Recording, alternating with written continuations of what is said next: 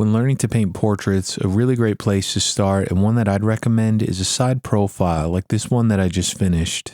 What makes this one a bit easier is that you only have to deal with one side of the face, so one eye to paint, one nostril, one cheek, and you don't need to worry about the symmetry needed for a 3/4 profile or a portrait from the front.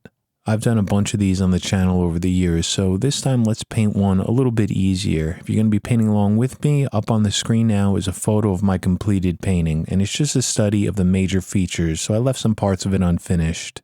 The panel is 14 inches by 11, and you're going to need a smooth surface for the techniques that I'm going to be using, so I'm working on clayboard here, which is made by Ampersand.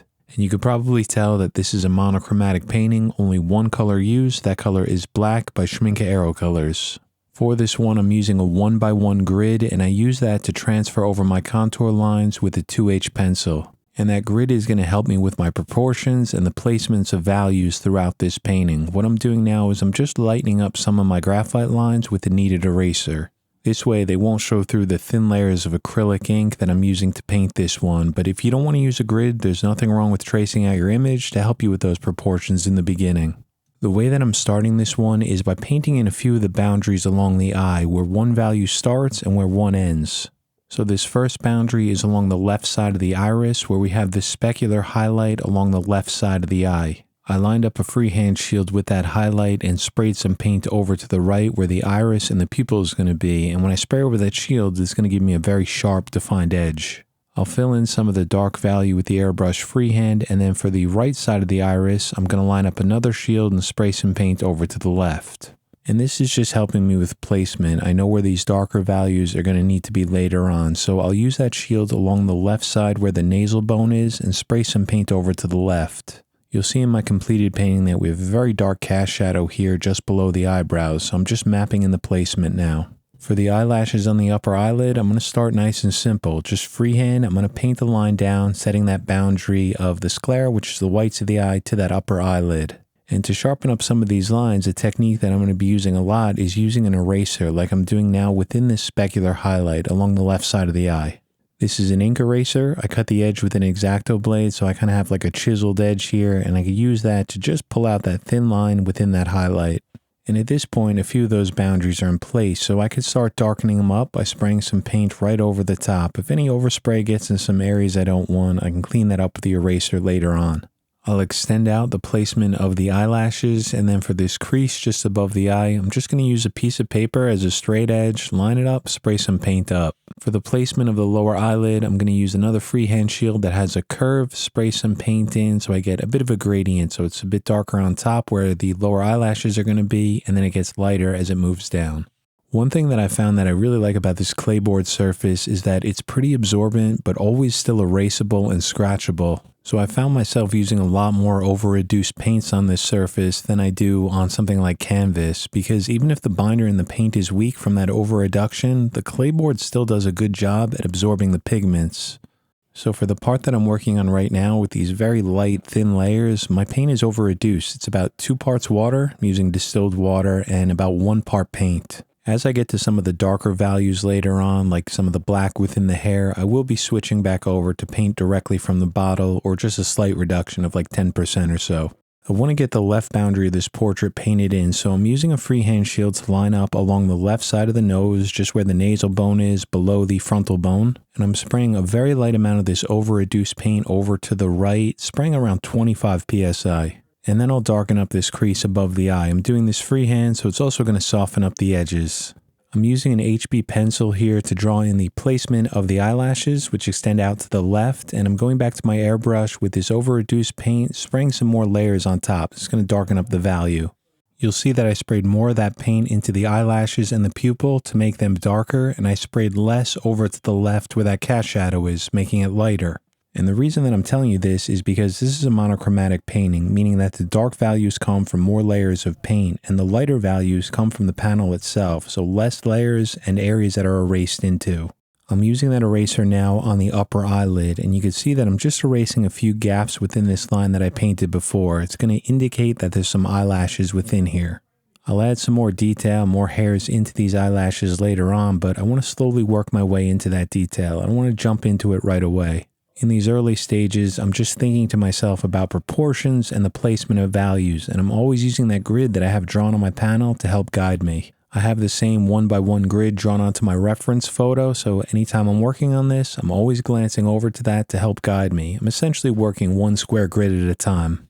There were a few thin creases along the right side of the eye, so I just painted them in freehand, and to paint a thin line like that, it's all about the airbrush being close to the surface and good trigger control. I'm going to extend this cast shadow up, so I'm going to use another freehand shield to line it up above the eye, spray some paint to the left. And this is just going to give some separation here underneath the frontal bone to that cast shadow on the left to the highlight on the right. I'll use my eraser to pull out some paint in the upper eyelid, and then I'll use my airbrush freehand to spray some paint over the top, darken up a few values.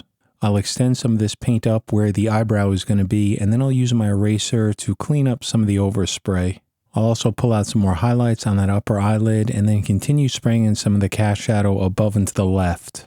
I'm going to add a light glaze of this paint above the eye, focusing a bit more on the right where it's a little bit darker, and then I want to start mapping in the placement of the eyebrow. I'll start on the right side and work my way up. You'll see that I'm painting in a few lines where we have a few flyaway hairs, and I'm doing this very light. I'm not applying too much paint.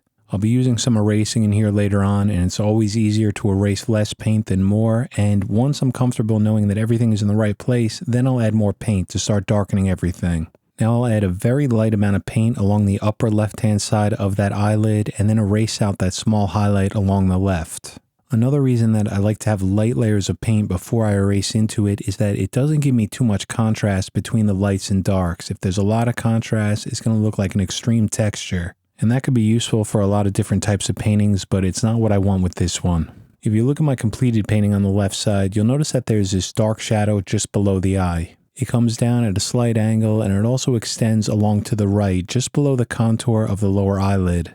And instead of using a shield or a stencil, I'm just painting this in freehand. Again, very light layers here so I could slowly build up to it. I can sharpen up the edges with some erasing.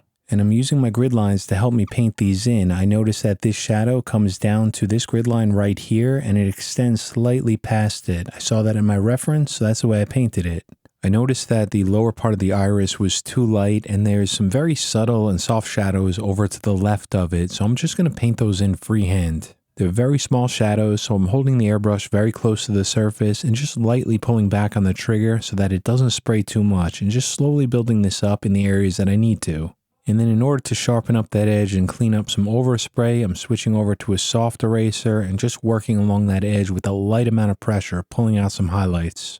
While I'm working on this painting with my airbrush, I'm doing a lot of this freehand without using masks or shields, so overspray is going to get in some areas that I don't want. That's why throughout this one, you'll see me constantly switching back over to an eraser, just like what I'm doing here on the upper eyelid. It's very quick to do as well. I just come into some of the areas of highlight that accumulated a bit of overspray. Just a light pass to lighten them back up. And as long as I keep on top of removing those thin layers, that overspray doesn't become much of a problem for me. It's when it gets too dark that I'm going to have to spend more time cleaning it up. So I'll continue with my airbrush freehand here, applying another light glaze of this black paint just above the eye and to the right. It's a little bit darker as it moves over. Now at this point, I want to start moving up to the eyebrow, but before I get up to that, I'm just going to make one pass over everything with the airbrush and darken up some of the values that are just a bit too light at this point. I'll switch off between using a piece of paper as a shield, just the straight edge from it, and also cleaning up some of the overspray with that eraser. I used a soft eraser to pull out that highlight above the eye, and now for the eyebrow, I'm going to start with the shield on the left side, because the left side of it has a sharp edge. And then I'll block in the shape of it with a very light amount of paint and add a little bit of texture on the right side, just spraying that in with my airbrush, just a few lines. Once that's down, I'm going to add more paint to this to set that eyebrow in place, just spraying another few layers to get it darker and darker. I'll switch over to an ink eraser. I have the edge cut to a chisel, and I'm just going to pull out a few lines along the top, erasing into the paint that I just added. This is going to create some separation along the top part of this eyebrow. It's going to be the first step to making this look like some hairs or some flyaway hairs coming out of it. There's also a few highlights on the left side within the eyebrow, so I'll erase those out now, but actually most of this is going to get covered up by layers of paint later on. For a few of the stray hairs or flyaway hairs along the top part of this eyebrow, I'm going to draw them in with an HB pencil, just a light amount of pressure, going over those eraser marks that I pulled out earlier. And once I have those added in, I'm going to come back in here with my airbrush, paint a few of those hairs in freehand, and also darken up some values along the right side. This way I get some variety within those hair textures. Some of it was erased, some was drawn in with graphite, and then some freehand with the airbrush. Just something to help mix it up, add some randomness. For the lower part of the forehead, I'm using a freehand shield that has a curve on it, lining it up with my graphite drawing, and then spraying a light amount of paint into this area. I went a little bit too far with that shield, so I can clean up the edge along the top with my eraser. Just pull it back in.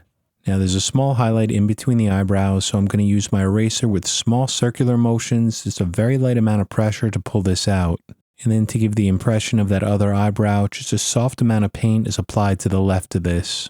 There was some overspray in the background here, so no big deal. I could just use my eraser to erase it out and then continue adding some more light into this highlight within between the two eyebrows.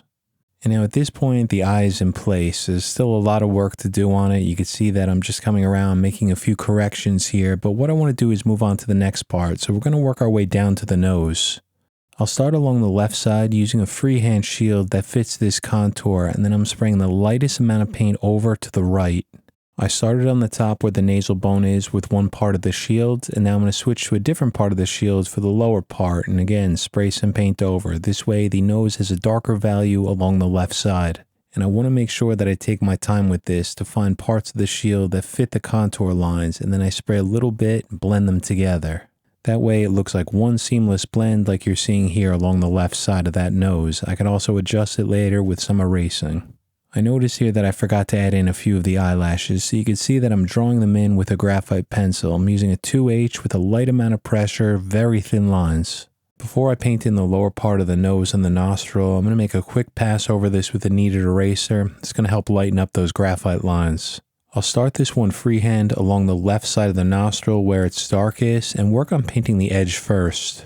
I'll continue spraying this paint down and around the ala of the nose, and then I'll use a freehand shield to line up with the top part of the nostril and spray some paint down. That way it's going to help give a sharp edge in there, and then I'll continue with another freehand shield up along the left contour.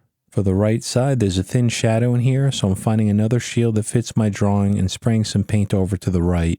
Once those are in place, I'm going to come in with my eraser to refine this edge and also clean up some of the overspray below it. As I work with the eraser, I make sure that I'm working very slowly with it to remove all the paint and overspray in this area. I don't want it to look blotchy and I don't want it to look like texture. I just want it clean for the next few layers. I'll use another part of a shield, it's kind of like a semicircle, to spray in the right side, and now I'm going to start filling in the shadows along the outer side of the nose. It was a bit too light along the left side, so I added more paint there and blocked off the background with a shield. All the boundaries of the nose are painted in right now. I have the sharp edges, so I can start adding some more paint into the shadows to darken them and help round them away from the light source. I also want to map in the shadow of this cheek. You can see that I used a piece of paper, just a straight edge, sprayed some paint to the right, and then a light glaze of paint over this entire area. That light glaze of paint is very important for the techniques that I'm using because I'm going to be erasing into this for some highlights and some skin texture. This first highlight just to the right of the nose is pretty much pure white, so I erased all of it out with my eraser. Now as I erase into the highlights of the nose, I'm using that technique that I always talk about, small circular motions with the eraser to evenly pull out paint. And I can control how much paint is being removed by how much pressure is on my eraser. So in the really bright areas, I use more pressure and I make a few passes. And I'm trying my best not to be sloppy here. I'm not randomly erasing just different parts of the nose. I keep it controlled by overlapping the strokes so that the paint is evenly removed. And then I'm going to spend a bit more time with my eraser, removing small amounts of paint, using the airbrush to glaze some on top for some areas that are just a bit too light. Along the bottom where the facial hair starts, I'm going to spray in an even value of paint where the mustache is going to be. Now this is going to give me something to work into later. I'm going to have to darken some of it, and I can also erase into this for some textures. So this is where I'm going to wrap up the first part of this video. And next week's we're going to paint in the mouth, all the facial hair, and then the skin texture over to the right. And then once everything is in place, I'll show you how I refine all of the facial features to smooth everything out and pull it all together. And before I go, I just want to say thank you so much for being here, and I'd like to thank the current channel members for their very generous support. I'd like to welcome the newest channel members, Alan, John O, Scott J, Edwin Lee, and Kareen. And a welcome back to Aubrey and Reagan for resubscribing. Thank you guys all so much. Welcome to the channel and welcome back. Be well, everyone. I'll see you back here next Friday to finish this one up.